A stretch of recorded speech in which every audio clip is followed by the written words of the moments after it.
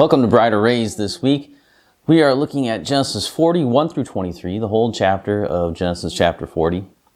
And this study for the week is called Only Remember Me. Now, as we start Genesis chapter 40, we find Joseph sitting in an Egyptian prison.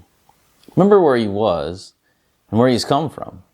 Joseph was born in Mesopotamia and as an infant was brought into the land of Canaan and lived near Shechem.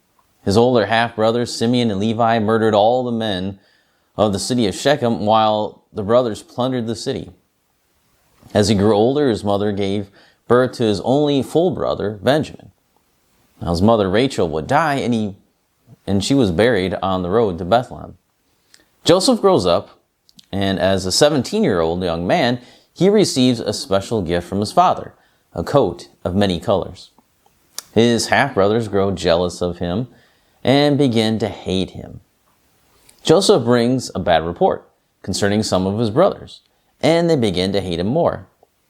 God gives Joseph two dreams, which drive the brothers to a desire to murder him. As the brothers were out keeping the flocks, Joseph went out to check them, see how they were doing, and he followed what his father told him, and to go and to check on the brothers. But as he was getting there, the brothers plotted against him, first devising murder, then leaving him for dead in a pit, but finally settled on selling him into slavery. Joseph is bought by some Ishmaelite traders who were on their way to Egypt to sell goods. Now, while in Egypt, they sell Joseph to Potiphar, the captain of the guard. And Joseph is blessed by God and rises in importance in the house, equal to his master.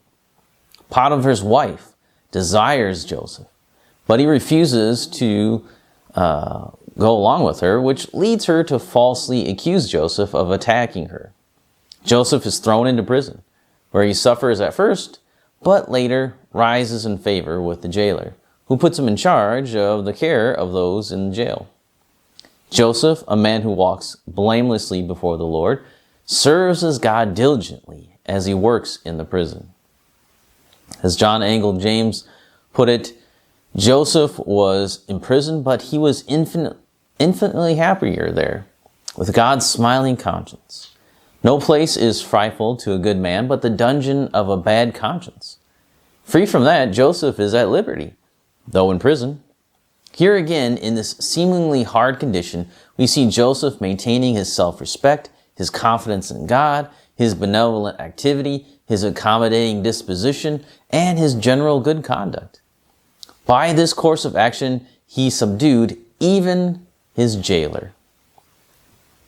Now, as we continue Joseph's story, we find that there is a key appointment that leads to the continuation of this story. In verses 5 through 19, we find the bulk of this episode where Joseph interprets the dreams of the two fellow prisoners. Then the last verses of the chapter will show us if Joseph is indeed able to do what he says. Is he able to interpret dreams? And that's the question he will answer for everyone in the scripture. Has God given him the ability to do this? Does God give him the answer to the dreams?